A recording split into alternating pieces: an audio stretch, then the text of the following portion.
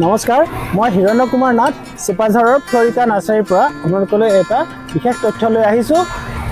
এজোপা কঁঠাল গছ, এই কঁঠাল গছজোপা আমাৰ চিপাঝাৰৰ এয়া দোকানপাৰা গাঁৱৰ ইউনিছ আলী আৰু তেখেতৰ দেউতাক এয়া ইউচুফ আলী। ইউনিছ আলীয়ে ভাতৃপ্ৰতিম তেখেত মোৰ, তেখেতে আনি ইয়াত ৰুইছিল আজি 2 বছৰ আগত।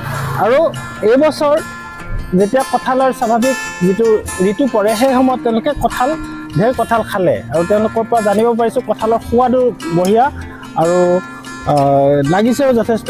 কিন্তু তাতকৈ আচৰিত কথাটো হৈছে কি যে এতিয়া অৱতৰত, এতিয়া আজি হৈছে নৱেম্বৰ মাহৰ 21 তাৰিখ।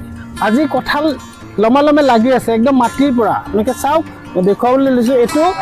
এই কঁঠালৰ জাতটো হৈছে থাইলেণ্ড মূলীয় কঁঠালৰ জাত। এইটো নাম হৈছে 12 মাহী কঁঠাল, সেউজীয়া ৰঙৰ কঁঠাল আৰু কিছুমানটো ৰঙা হালধীয়া কঁঠালো থাকে, কিন্তু এইটো সেউজীয়া হয়।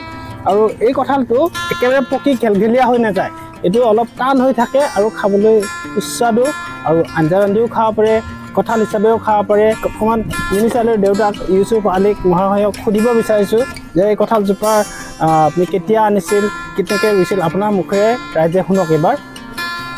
নমস্কাৰ, মই কঁঠালজোপা আজি 2 বছৰ আগত আনিছিলে আৰু ৰুলোঁ।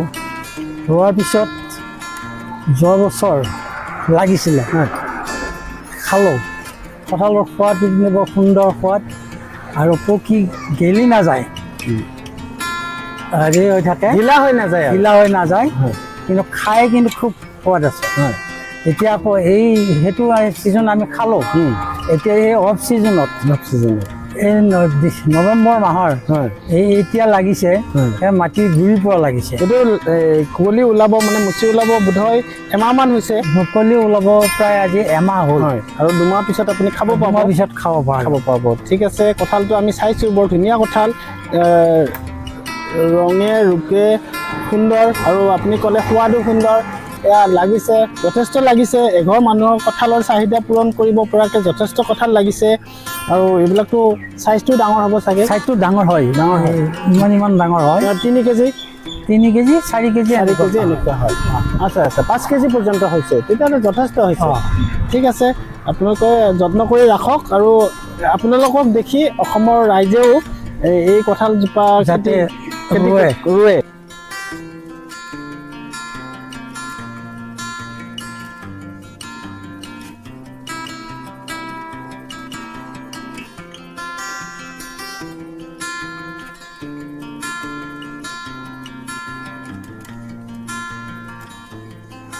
কঁঠালজোপা আমি ৰোৱা কামটো আমি নিয়ম বিধিমতে নিশ্চয় কৰিলোঁ, কিন্তু তাক প্ৰতি বছৰে সাৰ দিব লাগিব।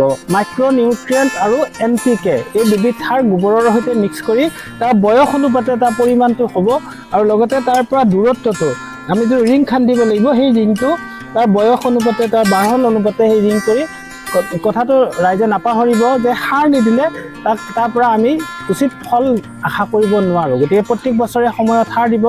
এটা হৈছে ফেব্ৰুৱাৰী মাৰ্চ মাহ আৰু আনটো হৈছে ছেপ্টেম্বৰ অক্টোবৰ বা নৱেম্বৰ মাহ। গতিকে এইখিনি কথা ক'লোঁ আৰু আপোনালোকক ভৱিষ্যতে আৰু এনেকুৱা ভিডিঅ' দি থাকিব পাৰিম বুলি আশা কৰি আজিলৈকে বিদায় লৈছোঁ। ধন্যবাদ।